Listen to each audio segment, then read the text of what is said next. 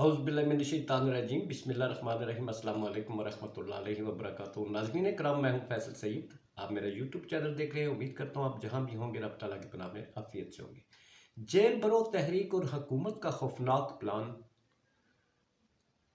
अहम गिरफ्तारियाँ, इसी टॉपिक पे बात करेंगे। आगे होने क्या जा रहा है, हुकूमत ने क्या सोच रखा है। आज आपको मालूम है कि जेल भरो तहरीक का एक भरपूर अंदाज में आगाज़ किया गया, एक भरपूर किस्म का पब्लिक रिस्पांस जो कभी देखने में नहीं आया। पूरा लाहौर सड़कों पर उमड़ आया और इसमें गिरफ्तारियां जो हुई, जिन्होंने पेश की, रज़ा कराना, पहले हुकूमत की तरफ से क्या कहा जा रहा था, मगर आज एक मीटिंग हुई है बड़ी इम्पॉर्टेंट लाहौर ही में, उसमें बहुत सख्त फैसले जो हैं वो लिए गए हैं। आपको मालूम है कि आज जो गिरफ्तारियां दी हैं वो शाह महमूद कुरैशी साहब हैं, असद उमर साहब हैं और आज़म स्वाति साहब। आपको पता है ये टॉप लीडरशिप है। और मैं अपने वीलॉग्स में एक बात मुसलसल करता आया हूँ कि खान साहब ने ये स्टेप जो लिया है ये सही है या गलत है, ये आने वाला वक्त ही साबित करेगा। मगर मैंने जैसा कि पहले कहा था कि असम्बलियाँ तोड़ने का स्टेप गलत है। मैंने इस हवाले से भी बताया कि ये जो जेल भरो तहरीक है, इसमें एतजाज़ एहसन साहब के रेफरेंस से मैंने बात की थी कि ये भी गलत स्टेप होगा। अब चूंकि स्टेप उठा लिया गया है और मामला शुरू हो गए हैं, टॉप लीडरशिप ने गिरफ्तारियां दी और पुलिस वैन्स आई। पुलिस वैन्स के अंदर बाहर छत पर सारे लोग चढ़ गए और पहले तो ये कहा जा रहा था कि कारकुनान को छोड़ देंगे, लीडरशिप को अंदर करेंगे। मगर अभी ताज़ा तरीन अभी जो meeting Lahore CCPO office Lahore में जो ख़त्म हुई है, जिसमें अहम फैसले किए गए हैं, वो ये हैं कि जितने लोग गाड़ी में मौजूद थे, रज़ा कराना तौर पर इन्होंने गिरफ्तारियां दी, छत के ऊपर थे, इन्हें थानों में नहीं ले जाया गया। ये सारी जो है क़यादत समेत कारकुनों को कैंप जेल में ले जाया गया।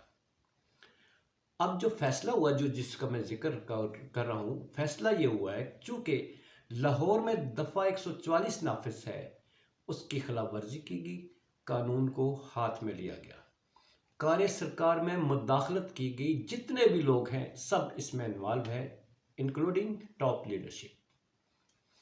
इन सब पे 16 MPO के तहत मुकदमा दर्ज किए जाएंगे और इन्हें जेलों में बंद किया जाएगा। ये पहले गाड़ियां भर भर के जेल में डालेंगे और पीछे इनके मुकदमा दर्ज करके उनकी कापियां जेल को भिजवा दी जाएंगी। जैसा कि पहले मैंने बताया पिछले व्लॉग में कि हुकूमत की तरफ से प्लान ये है कि अगर यहाँ जेलें भर जाती हैं तो फिर इनको मुख्तलिफ जेलों में रखा जाएगा। पहले कैंप जेल, जहाँ ये 16 MPO की खिलाफ वर्जी करने वाले जो रखे जाते हैं इनको, मगर टॉप लीडरशिप को कोट लखपत जेल में रखा जाएगा। वहाँ भी अगर कैंप जेल और वहाँ गुंजाइश नहीं रहती, फिर पेशावर डेरा गाजी खान में और मियाँ वाली जेल वहाँ भेजा जाएगा। और फिर यहाँ तक सोचा गया है कि इनको मुल्क के मुख्तलिफ बड़ी जेलें जो है वहाँ भेज दिया जाएगा लीडरशिप को। मैंने पिछले व्लॉग में बताया था कि अगर लीडरशिप और कारकुनान के दरमियान कांटेक्ट नहीं रहता तो आप किसी तहरीक को कैसे चलाएंगे। आपका अपने कारकुनों के साथ रब्ता नहीं है, कारकुनों को ये नहीं मालूम कि हमारा लीडर कहाँ है।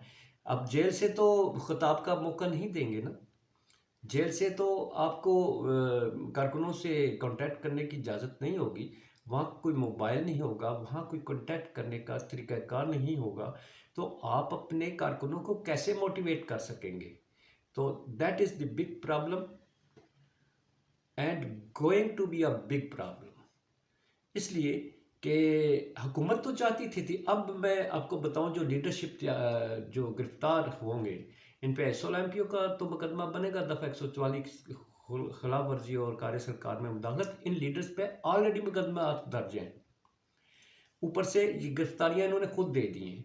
अब ये गिरफ्तारियां, ये भी एक मुकदमा बन गया और पिछले मुकदमात की गिरफ्तारियां उनमें भी मतलूब थे। जैसा कि नैब ने एक नया केस बना दिया तोशा खाना के हवाले से, मुख्तलिफ जेलों में इनके मुख्तलिफ मुकदमात वैसे भी अदालतों में जहाँ मतलूब है, जहाँ हाज़िरियाँ इन्होंने देनी है।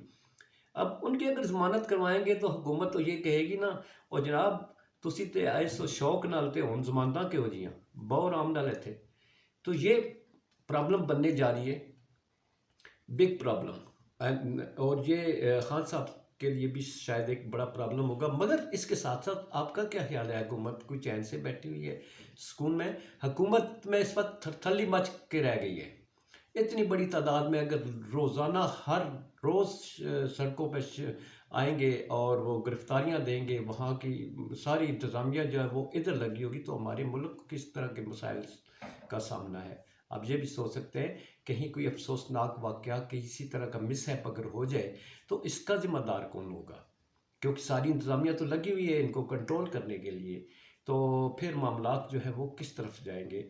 बाकी इलेक्शन कमीशन के हवाले से और इस तरह से ये जो अफरा तफरी मची हुई है, ये एक अजीब सी कश्मकश मच चुकी है, जो पता नहीं, अल्लाह खैर करे, हमारे मुल्क को किस तरफ ले जाएगी। ना हुकूमत तैयार है एक स्टेप पीछे हटने में, और ना इस वक्त पीटीआई जो है एक स्टेप भी पीछे हटने को तैयार है। दोनों ने एक भरपूर किस्म का, वो बैल नहीं होते टकराते सिंग फंसा लेते आपस में, ये सिंग फंसा लिए अब इन्होंने।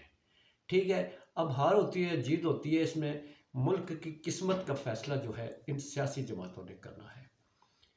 बैठे हुए लोग जो है वो चाहते हैं हमें इक़्तिदार मिले, जो बाहर है वो भी चाहते हैं, वो उनका एक ही मुतालबा इलेक्शन करवाए, जो तैयार ही नहीं है। और ना ही कोई अदारे की इस वक्त मानने के लिए तैयार है। अदारे चाहते हैं इलेक्शन करवाएं, नहीं इलेक्शन करवाने। अब ये सूरत हाल पैदा हो चुकी है, तो इसकी ज़िम्मेदारी सिर्फ हुक्मरानों पर डाली जा सकती है, जो कि इंतखाब नहीं करवाते, जो इलेक्शन नहीं करवाते, जो अदालतों की पासदारी नहीं करते उनके अहकामात की, जिनका एक ही मुद्दा है कि हुकूमत को कायम रखना है। अल्लाह खैर करे। हम और आप सारे मुतासरीन हैं महंगाई के और सलामती के लिए और अपने तहफ़्फ़ुज़ के लिए जो है वो हम अपसेट हैं। बहुत सारा ख्याल रखिए। पाकिस्तान जिंदाबाद, पाक अफवाज पाइंदाबाद।